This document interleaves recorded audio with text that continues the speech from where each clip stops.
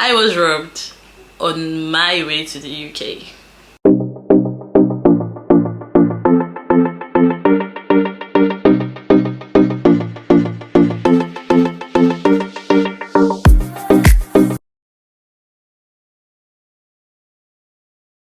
My name is Betta, and I so hate being vulnerable, but I have to do this, and this would be the most vulnerable I have been on social media.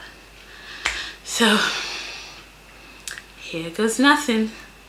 So I'll just quickly give you a brief rundown on my journey so far as a nurse. So initially, I was not one of those kids that grew up wanting to be a nurse. I wanted to do something else in arts, like that person that loves being behind the camera, as you have noticed.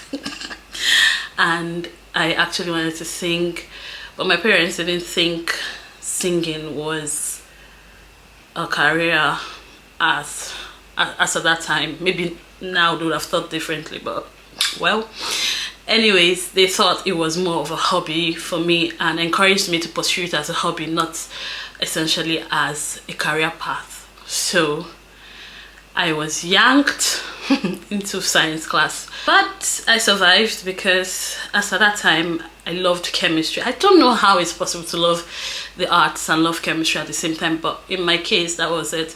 And it was, I don't know, it was a good time. I was singing on the side. I joined, you can guess, I joined all the singing groups there were in school then, but I was in science class. I managed to survive, even though I hated physics and mathematics, but I found the way. I found the way to pull through, because then if you fail, you know what's coming. Anywho, I pulled through school, and I was not a basic student. If you know, you know. I wasn't a basic student. I was good, and I was still doing my music on the side anyway. Time for uni came, and of course African parents are going to tell you, oh, you have to do this, you have to do that. Yeah, my mom wanted me to be a doctor. I wasn't having it because I felt doctors had a lot of work to do and they wouldn't have time to do other things. And here I was, wanting to pursue my music career, so I needed extra time to do what I needed to do. So I didn't want to be a doctor. Anywho, I somehow ended in nursing. I will spare you the details, but I remember saying a prayer and telling God that I didn't want to do medicine because of this. I want to sing for you, you know. I would not have time. Even if I knew, I was singing in the choir and I would sing everywhere else. But anyways, that's not the story for today. But that was the prayer anyway, that I needed time to figure out my own stuff, do my own thing. And he answered. Nursing school, I attended the university, so I don't know, it was a bit different. It was uni life, yeah. But I had to cope. It was not easy, and then I was not a basic student too. If you know, you know. Please, I wasn't a basic student. I was good as well, but I just felt like it was my parents, especially my mom, I was doing a favor by doing nursing. So I decided to put my mind to it, and also because school fees was not cheap. If you failed, you knew what was waiting for you. And yeah, I didn't want to disappoint my mom. I love my mom so much, and I didn't want to see her being disappointed that I went to school and did not come out with good grades. So I put my back into it. I was everywhere anyways. I did my thing, but somehow I managed to like level out on every other aspect of my life. So it was good in the end. Anyways, I got through school. I had to spend 5 years in school, and not until 300 level, was it? No, 400 level, because we had to do 5 years, 400 level, that I started enjoying being a nurse. Basically because I met a patient that was really dear to me. she loved me and she loved the care I was giving. It was so good to see that my care, so good to see that she was getting better because I was somehow involved in her care. And she didn't stop there. She went ahead to let the nurses, the senior nurses, the doctors know that, oh, Betta did this for her. She feels that that's why she's a bit better today. It made me feel really good. And God rest her soul, she passed, and it was a complete turning point for me. She had a grandchild during that period before she passed, and she named her grandchild Betta. She showed me the baptismal certificate. It was just beautiful. So that experience completely changed me as a person, and I left the realm of, oh, I'm doing this for my mom, I'm doing it for my parents, to I'm doing this for me. This is actually what I want to do, what I'm called to do. And going forward from that day, I just became a new person, and it just became a whole new chapter for me. So graduation came, and everybody were looking for the next point of call, the next plan and everything. And I remember I didn't have any plans to travel out because I was just not in that headspace then. I was thinking, oh, go home, find a job. I was engaged at the time, so I was like, get married and move from there. Because I knew people were going. I knew some of my classmates had already started planning on leaving the country, but it's not my plan. Unlike now that it's very popular, then it wasn't such a biggie. I remember someone telling me she was traveling and she was encouraging me to come to the UK, and I was like, oh no, I just want to stabilize my family, have babies, and if then I feel like it, then yeah, I'll come. But I remember my husband saying, no, I don't want it. I don't want the fact that you're married to hold you back from achieving your goals. Who even told him I had goals? I didn't have any goal. My goal was to make babies. I wear my white uniform in peace and move at my pace. Okay, we're not wearing a white uniform then. My first job, we're wearing, I think that was the first time I wore scrubs in my life. So it was not scrub, like uniform scrub, kind of. Anyway, you get the gist. It was a good learning ground for me. I enjoyed working there. I really did enjoy it. So pretty much my focus then wasn't leaving the country anyway. I was just okay with where I was at the time, and I was content, basically. Yeah, so after marriage, I had to wait like 2 years before I had my daughter. So after having my daughter, I still was not certain if I wanted to travel. And this man kept pushing me and telling me, oh, you have to go, people are going, you should try it, it'll be good for you, you would grow as an individual, you grow as a nurse. Part of the reasons why I wasn't crazy about it was, first of all, like I said, I was content. I was okay where I was, and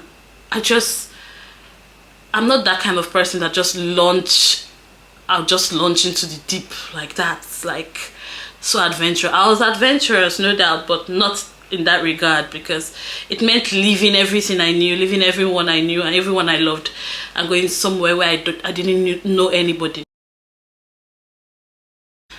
So I am pretty much an adventurous person, but leaving everything I knew, leaving people I loved, people that I already knew, living the lifestyle I was used to, was not part of the adventure at all. I was not looking forward to it. So it wasn't in my plan. I was working then, and pretty much the job was demanding because I had to be at work all day, and at night I'm already tired. I had to be a mom, be a wife, do other things, and then I had to incorporate reading into that. It was not easy for me to do, but yeah, long story short, I wrote the exams, I said the processing.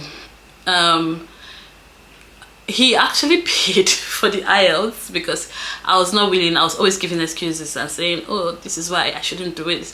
I think I'll fail, and when I fail, I don't like failing, because when I fail, it is bad. I feel very bad and it's horrible for me. It's a horrible time. So I wasn't looking forward to it. And then he just paid and said, if you like, write. If you like, don't write. I've paid for it. And then I didn't have a choice. I had to sit my bottom in one place and then prepare for the exams. Did I pass once? No, I didn't. My first IELTS, I was down by 0.5 points. People advised to remark, but I just went to do the whole thing all over again, and then I got it the second time, everything in one sitting. So that was what I used. The other exam, CBT, wasn't that difficult, so that was easier for me. The process took me roughly 1 year and some months. 1 year and some months, basically. Yeah, I can't remember, but 1 year and some months. That's how long it took me to be done with exams, verification, and everything. I got a job, and then I had to move. Part of the things that weighed me down the most was leaving my child behind, at least for the first few months, to come settle first before bringing them to join me. Yeah, so leaving her behind was the hardest thing. And then she wasn't talking. She was like two years, yeah, when I left. So she was really little. It was hard, but it was necessary at the point. So I had to leave her with her grandmom before I came, and I had to leave my husband as well, which was hard as well. I had to leave and sometime in November. So you guessed right, this video is meant to be like my journey so far, like marking my anniversary, 3 years in the UK. Anywho, I was meant to fly on that particular day, and he had already changed money for me into pounds, just to keep me afloat till whenever I get paid. And I remember it was like a very emotional time for us. We were very rich at the time, so I knew how hard it was to get that money. And then I put it in my bag. Yeah, I put it in my backpack because I had my laptop in that bag, and I just put it in one of the clear files I had there. You get, so I flew Ethiopian Airlines. We had to stop over at Addis Ababa for a quick changeover before we headed to London. So it was a good day for me. I was so happy. Like, finally I was leaving the country to go experience something new. And that happiness was short-lived. Why? Because I was robbed. And it was the most daunting experiences, I tell you. It wasn't fun. And I didn't even realize until I landed in London, and it was horrible, horrible. I just only remember that I had to pass my backpack through those scanning machines. And one time in Addis Ababa, because of my laptop, obviously they kept scanning that bag. One time in Addis Ababa, I let my bag go through, and I was wearing my shoes. It took one of the customers to say, you should be on the other side so you could watch your bag, because these people are funny. Almost as if he knew that they were taking stuff from my bag. And I'm like, oh yeah. Carried my shoes in my hands, barefooted. I went the other way. Then my bag was already out and zipped. So I'm like, oh good. I just wore my shoes, picked up my bag, I checked, my laptop was there. I'm like, cool. I totally forgot I had money in there. When we got to London, first of all, I went to where I had to pick up my luggage, and my bag was gone. The biggest of them, and it had people's documents that they sent. They were sending to someone else in the UK or something. People's documents were in that bag, and my clothes were there, and it was missing. I didn't want to believe it was missing initially, so I kept searching. We had to go to one of those airport offices and lodge a complaint, and the guy said, oh, can you tell me how your bag looked? And he was able to track it. and they found it in Togo. My bag had gone to Togo when I never even go Togo for my life. But my bag don't reach there. Okay. He said, oh, we'll get your bag to you in 3 days. Honestly, I did not believe it because I'm a Nigerian. Waiting, don't lose, don't lose. I was feeling so bad. I was just trying to say, how am I going to, I was going to say, how would I tell these people that their stuff got missing and everything? It was missing luggage, but it wasn't my fault. But even at that, people's documents were in it. I was really devastated. And then the agency that brought me in came for us. They were giving their orientation talk and blah blah blah. When they were done, they said they were going to get the cabs to get ready. We could get stuff if we wanted, and I wanted to get a drink. Da da da da da. Time to pay. Brought out Clever. The money was not there. I said, okay, maybe I covered it with a paper unknowingly. I started looking for money like this. Hey God. I literally had to give the lady the drink back, and I told her I was looking for the money, that she should just give me time. I went to the aisle, poured my bag, poured this file. I was checking. I didn't see this money. You don't even know how I felt. It just dawned on me that the money was gone, but I didn't want to believe it. So I had to head back to the others. Went back to the hotel. I was crying. I kept checking this thing over and over and over, but it wasn't there. It was gone. That's when I got to find out that these things happened. But it was my first time flying out of Nigeria, so you can imagine how bad I felt. Most of it was because I knew how that money came. It wasn't an easy one to get that money to give to me, and then I felt like a fool. Like I should be a grown adult. I should know these things. I shouldn't be losing money like a kid. That was what was in my head most of the time. And then how am I going to survive? How am I going to survive? Especially if you don't like the food, at least you can buy something else with the money. You get my point. But there was no money. It was gone. I cried blood. I cried and my head started to ache. But anyway, long story short, I had people who reached out, who helped. The hospital I was coming to work for also helped. And for my bag that was missing, before it came, my hospital also gave me pajamas and stuff to hold me, help me, yeah, through the night and through the other day. And my bag came the day, 2 days after I arrived. My bag came actually, and it was intact. Nothing was missing. And yeah, that's my story, my Ajala story. So walking proper, first of all, I had to adjust to the fact that I'll be working 12 hours on my feet. 12 hours in this UK. It's another kind of 12 hours. It is not your regular 12 hours that you're working there and you're feeling, oh, I'm so stressed. Oh my God, you don't know what was, I didn't know what was coming. Anyway, first day at work was horrible. I couldn't keep up. My feet was hurting. And you know, as a new nurse, you have to like shadow other nurses, the older nurses or whoever they are assigned to you. So I had to follow her everywhere she was going, to know things, know where things are kept, know how things are done. My feet was hurting. As in, almost when I got home that day, I felt like I had multiple in my dreams because it was so sore.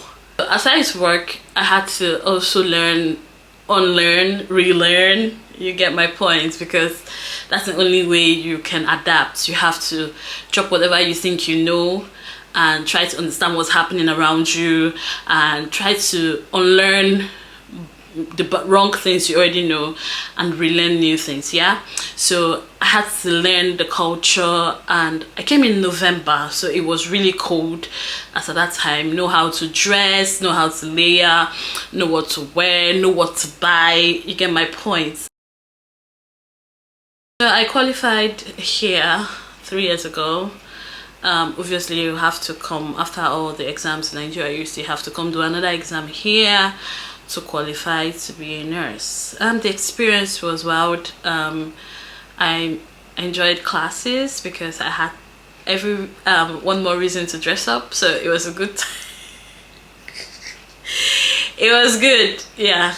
It was a nice time for me. I enjoyed classes, but the exam tension no be here. Sha, it was so intense. But I did the exams and it was okay. I qualified, and yeah. So far so good. We're kicking it. And my daughter had to join me at some point alone without her dad. It was a struggle working and catering to her, because over here childcare is a big deal. Yeah, in Nigeria you can say, oh neighbor, I dey come make I go front, make I go buy something, I dey come make I drop this speaking for here. But here it's not like that. You can't do that here. Children are a huge deal. Like, nothing should go wrong with your kids. If not, you will go in for it. Nothing, I mean nothing bad should go wrong with them. Like, it's a serious offense if your kid says you did something wrong to them, or they're not happy at home, or something is going on. Is a very serious thing here. We didn't have that back home, so I had to like condition my mind to know that I have to walk around her, I have to look for help. Yeah, I got so many people assist me. It was, I don't know, I'll just say it was God. Yeah, at that point, because I didn't know what I was thinking when I said I could survive with her alone. But anyways, I did it, and I feel like many other people are doing it as well. Yeah, they're able to walk around their kids. Yeah, I received support from work as well. To a very large extent, I was supported at work. My shifts were tailored to fit so I could be at home with her, and yeah, less childcare stress. But it was good. I had a lot of help from people, different people. I would not say community, because it was different people, like not all Nigerians. I had Kenyans, I had Ghanaians, I had Zimbabweans who helped out at that point to help me with, who stepped up to help me with my kid. It was difficult. On some days it was very hard. I remember some days I would cry because I didn't have help for her, and somehow someone would just come up and say, oh, why you have missed Gwen, can you bring her over? And that was it. It was just God, I would just say. My family coming in like fully. My husband joined me after a few months, joined me and Gwen, because Gwen joined me first, then he came after. It was okay. We struggled in the first we struggled for a few months. I mean struggle because it's different when you've not lived with someone a while and the person comes to join you. It's a new atmosphere, it's a new country, it's a new experience. The person is trying to adjust, you are trying to adjust to the person, because you already have a laid down plan as to how your life has been lived for a while. Yeah, and then someone new is coming, he has to adjust to it, you have to adjust to him adjusting to it, if you get what I mean. So yeah, we struggled for a while, and so God be the glory, we balanced it out at some point. Because I say to people, living abroad will test everything. Like, test you, test your mental health, test your marriage, test everything about you, and you'll be surprised. And yeah, thank God, thankfully we found a way around it. Coming from where I was to where I am now, I would say it was a good decision. It wasn't the most easiest thing I've done in my life, but it was worth it in the end, or it is worth it right now from where I'm seated. Why is that so? Because I think better, I think differently from where I was before, and I have learned to be strong, because at some point here, being strong was the only option I had. So I've learned to embrace that part of me, because at some point I thought I was going to die. This was going to kill me. Something was going to kill me, but I survived.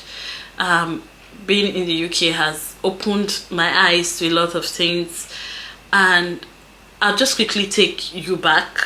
2018 was one difficult year for me. It was so hard for me because I had to go through stuff and I was smiling through it.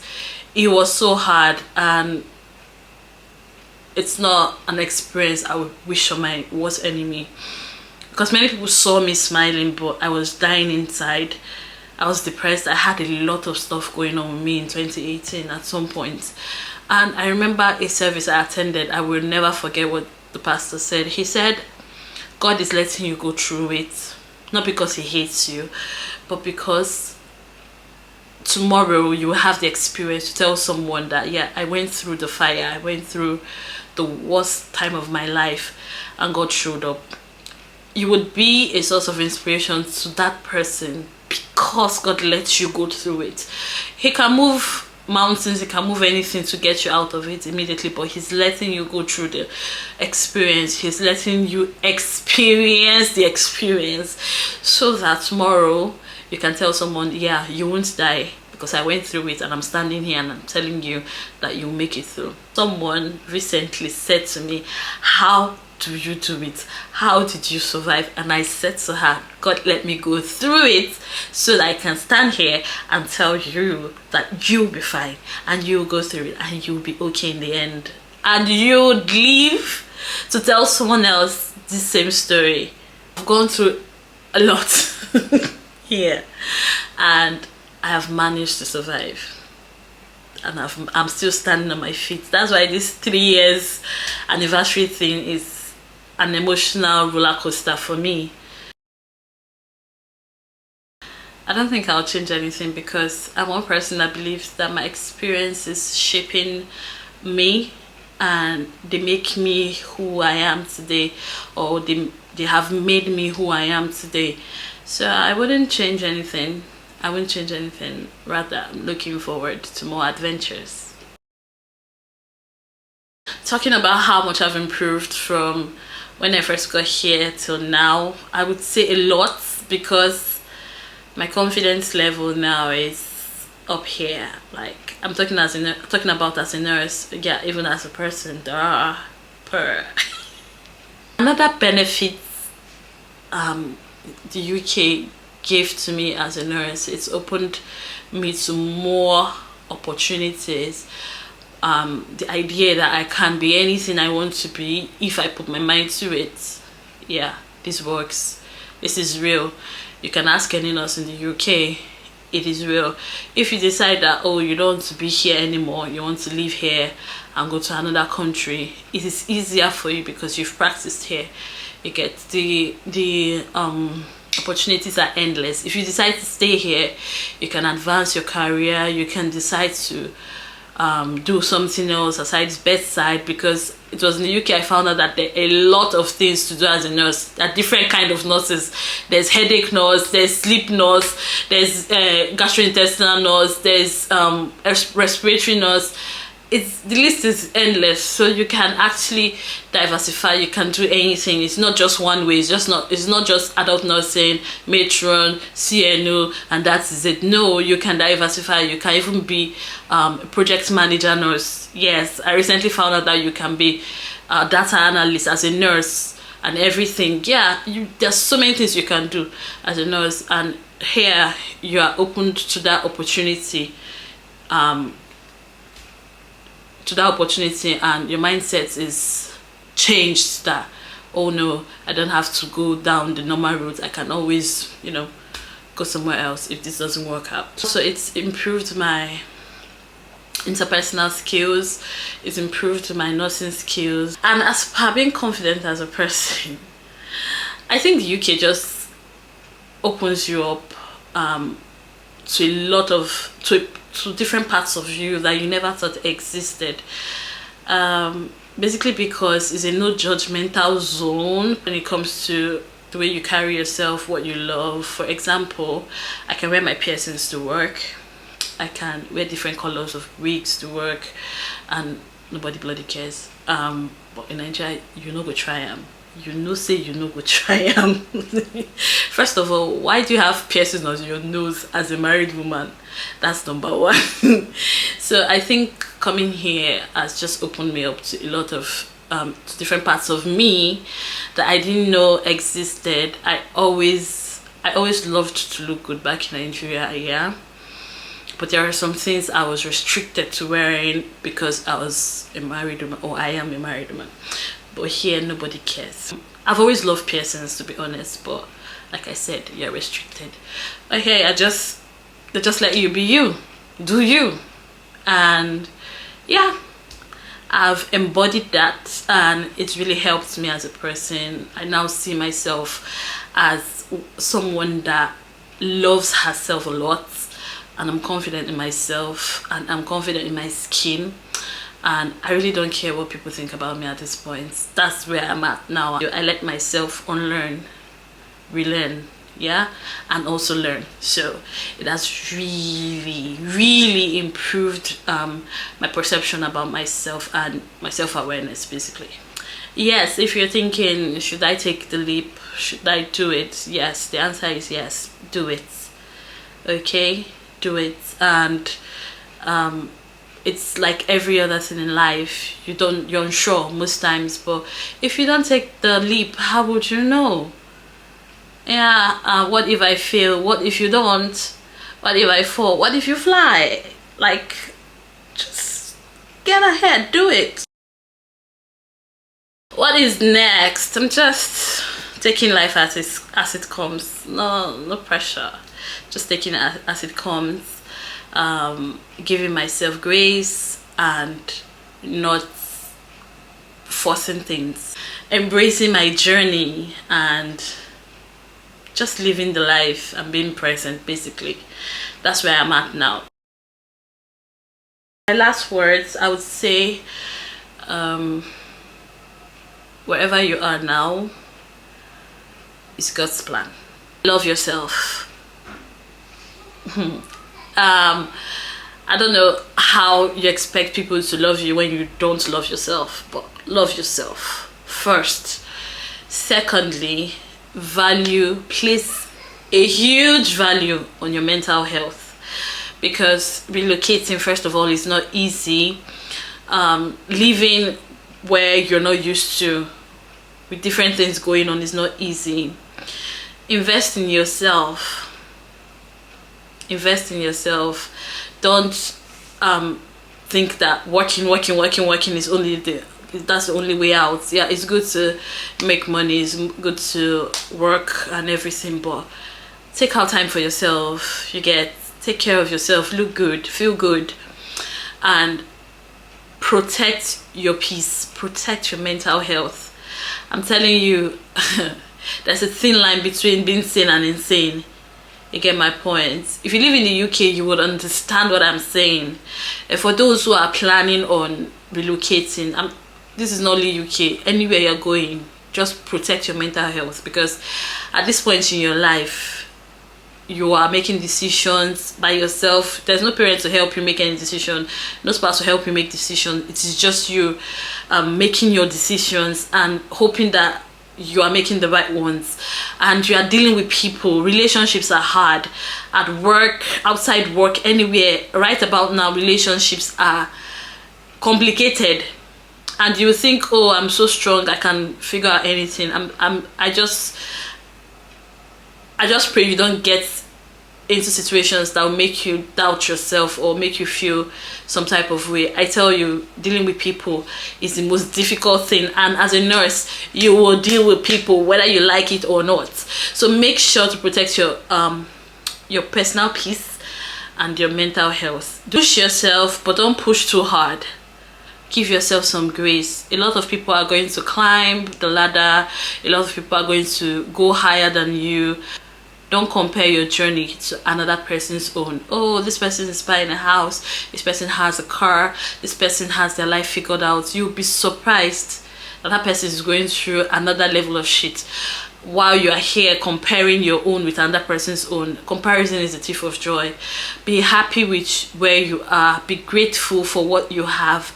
And there's a saying that while God is working out your miracle, to open a bigger door, you'll be in the hallway praising him. And we're all nurses, or we're all immigrants. But the truth is, we are going in different directions. We are going to end up at different places. So whilst it's this person's turn, celebrate them, but don't let it get to you that you start doubting yourself, you start feeling sorry for yourself, or you start letting it sap out the joy from your life. And lastly, I want to thank my mother. She might not get to see this video, but I'll try to get a snippet to her. But mommy, I am grateful for the push. I am grateful for everything, in fact, because the truth is I wouldn't be a nurse if not for you. I will not be here if not for you. And grateful for all those times when I didn't have to say anything to you, but you could figure out that I needed words of encouragement, and you have always been there from the beginning up until now. I wouldn't trade you for anything or anyone. I'm so grateful that you are my mother, and I hope to God that I can pay you for even half of the things you've done for me. I hope God gives you long life to be able to even eat from it. In Jesus' name, amen. Thank you for watching. I hope you've picked up a thing or two. And drop me a comment.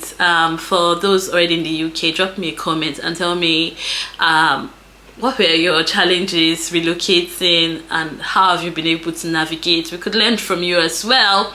And if you are thinking of relocating, you can ask me anything in the comments and I'll answer. Thank you so much one more time for watching, and I'm off to pop champagne. No, I don't drink. I'm off to celebrate because it's been God, and I'm grateful for the opportunity. Yeah, I'm talking too much now. Bye.